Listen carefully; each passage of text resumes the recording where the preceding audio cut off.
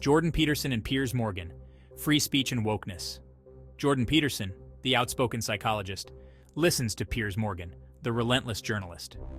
Sparks fly as they dive into hot-button issues like free speech, political correctness, and cancel culture. From stopping the small boats coming over from France, from the raging legal migration, which has gone from tens of thousands to 700,000 people last year, net legal migration, completely unsustainable. The Tories kept promising we're going to take it back down to tens of thousands. They never did. They said they'd sort out the NHS waiting list. They're the worst they've ever been. You know, my mother had a heart attack 8-9 months ago and was left on a trolley in accident and emergency out in the corridor for 7 hours, having been diagnosed with a heart attack, and there were 35 other people on trolleys out with her. That's the state in Canada too. This is modern day Britain. Yeah. Now, he's not a Trudeau. You know, I watched a clip of Trudeau when he's with students and someone says something about mankind. He went, oh, no, we say people kind. So he would literally change the most iconic line in the history of modern world, which is he would also insist that you change it too. Right, but one small step for man, one giant leap for mankind. Neil Armstrong, the first lunar landing, would now have to be one small step for a person, one giant leap for peoplekind. Yeah, that's the world so poetic that Trudeau wants. He is insanely woke. And the truth is, if you are like that, it doesn't work, as Canada sadly is seeing. I don't think Starmer's like that. I think he's much more pragmatic. Also think you don't get to be Director of Public Prosecutions in this country, the #1 lawyer in the country, if you're not a smart person. And I think he is a smart person. But can he somehow navigate us to a better place? Possibly. Is he going to be a transformative Prime Minister where we all wake up in 2-3 years and think, wow, the Starmer revolution? I don't think so. Well, you know, that's better. That's better than it might have been. Well, I spent quite a long time working with Democrats in the US, and I got very disillusioned about that, partly because they showed zero propensity to draw a line between the moderate Democrats and the radicals, or even to admit that the radicals existed, or even to admit that by equity they meant equality of outcome. Right. It was really quite stunning. And I've talked to, I don't know how many reasonably high-ranking Democrats, but plenty. And it was the same thing all the time. And then I also saw it in the Liberal government in Canada that the radical leftists really took over the joint, let's say. And so I'm very, concerned that the same thing is likely to happen in the UK. It won't. Well, that's good. Okay, that's good. That I can say with some certainty. I just don't think Starmer's going to do that. Okay. I do think he's going to operate a tax the rich mindset across the board, and I am concerned about the brain drain that might cause. But I think in terms of what you're talking about, I don't think he's going to fall into that trap. I think he's seen what's happened with the Democrats. He's seen what's happened with Trudeau. I don't think he sees that as something he wants to be doing here. Now, I hope I'm right, but I don't sense that with him. At his heart, I think he's a pragmatist.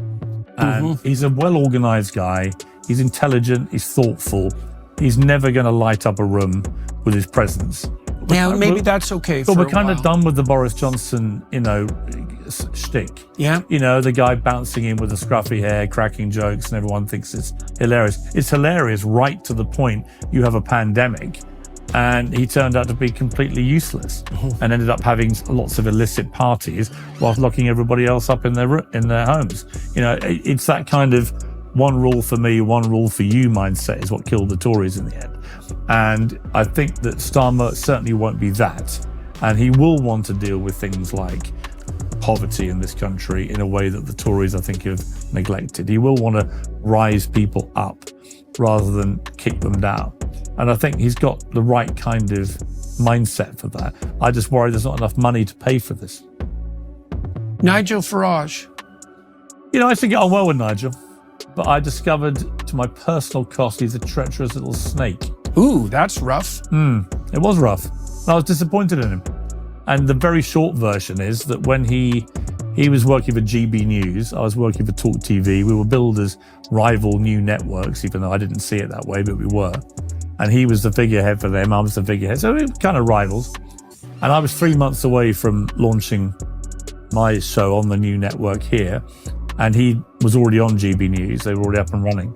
And he interviewed Trump, who he knows as well as I do. And I sent him a text message, I still have it. Congratulations on your interview with Donald, I thought it was terrific, well done. He went, well, thank you, that's very gracious of you. You know, honor amongst rogues in the world of broadcasting. And then 3 months later, I got an interview with Trump at Mar-a-Lago. And I went down with a big team, a lot of money it cost to set everything up there. About to start, when someone comes and said, we have a problem. I said, what's the problem? And they showed me 3 pieces of paper. And on it were all the most critical things I'd said about Trump in the previous year. On air, in columns. And I criticized him a lot about the way he handled the pandemic, about the stolen election claims, about January 6th. I've been pretty critical. But he'd always known I was someone that would praise him if I felt he deserved it and criticize him if he didn't. That's why he made me a celebrity apprentice. I was that. So my in the middle of all these quotes were 2 positive quotes from Nigel Farage, which raised alarm bells with me about where this all may have come from. And sure enough, it later emerged very quickly. Nigel had sent this to him. He'd had dinner with him at Mar-a-Lago 2 days before, heard I was coming, and his response to my graciousness in congratulating him on his interview was to try and sabotage mine. And I only pulled it round by going to see Trump in his office, and he was effing and blinding and shouting and raging at me, understandably, because of the way this had all been edited to make it look like this was all I'd said about him, which wasn't true. And I thought, wow, what a snake. What a snake to do that when I'd actually gone out of my way to congratulate him on his. And I don't like people that do that. So I thought I knew Nigel Farage quite well, and I was mistaken. I take people exactly as I find them. And I find it very, very difficult to forgive when people do that kind of thing. And he did it very deliberately to sabotage my interview. So, yeah.